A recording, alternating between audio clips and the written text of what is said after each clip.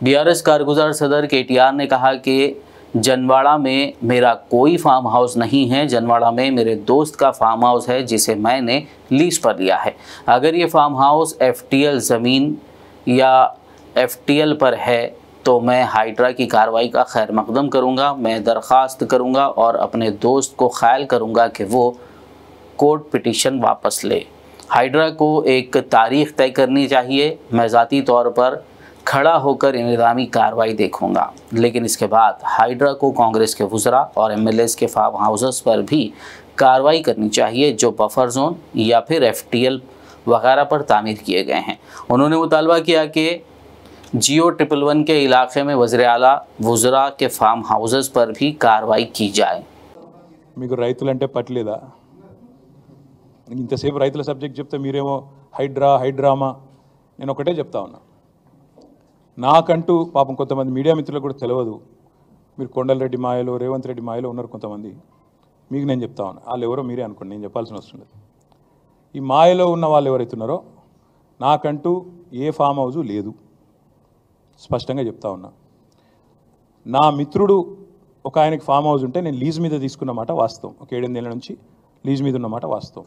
ఒకవేళ అది ఎఫ్టీఎల్లోనో బఫర్లోనో ఉంటే నా మిత్రుడికి నేను చెప్తా, దగ్గర ఉండి అవసరమైతే నేను కూడా పోయి, ఎందుకంటే నేను లీజ్ మీద ఉన్నా కాబట్టి అక్కడే ఉండి నేను దగ్గరుండి కూలగొట్టించి వస్తా.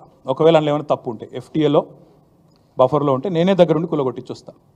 కానీ నేను కాంగ్రెస్ ప్రభుత్వాన్ని ఒక మాట అడుగుతా ఉన్నా, సరే ఇలా ఏమైనా తప్పు ఉంటే కూలగొట్టరు, నో ప్రాబ్లం, కూలగొట్టండి, దానిలో నష్టమేం లేదు, వెల్కమ్.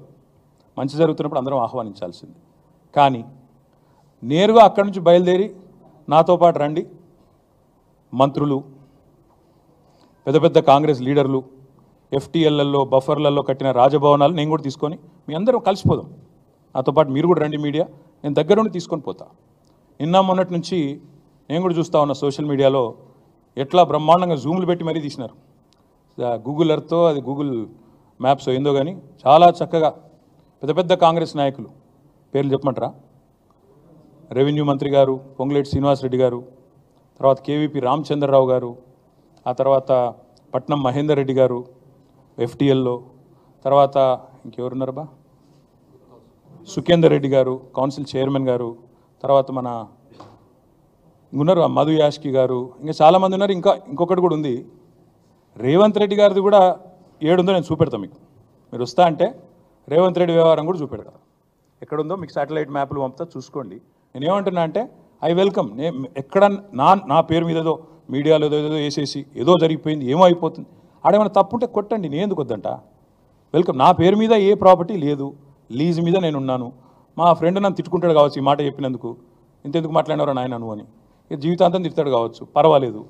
నేను తప్పు జరిగితే దాన్ని కూల్చడంలో నేను దగ్గరుండి సహకరిస్తా. ఆడికెళ్ళి అట్లే కలిసిపోదాం. అదే హైడ్రానో అమీబానో ఏదో ఉంది కదా, దాన్ని తీసుకొని ఆడికెళ్ళి పోదాం. పోయి సీదా మనం పొంగులేటి శ్రీనివాసరెడ్డి గారితో మొదలు పెడదాం. ఎందుకంటే మంత్రి గారు కదా, వాళ్ళ తమ్ముడు కూడా అక్కడే ఉన్నాడు ఎఫ్టీఎల్లో. కూలగొడదాం, చలో. ఒకటే రోజు మనందరం ప్రజలకు పారదర్శకంగా ముందుండి నిలబడదాం. మీరు మేము, నాకు ఎలాంటి ఇబ్బంది లేదు, ఎలాంటి అభ్యంతరం లేదు. If they want to take some action, let them take.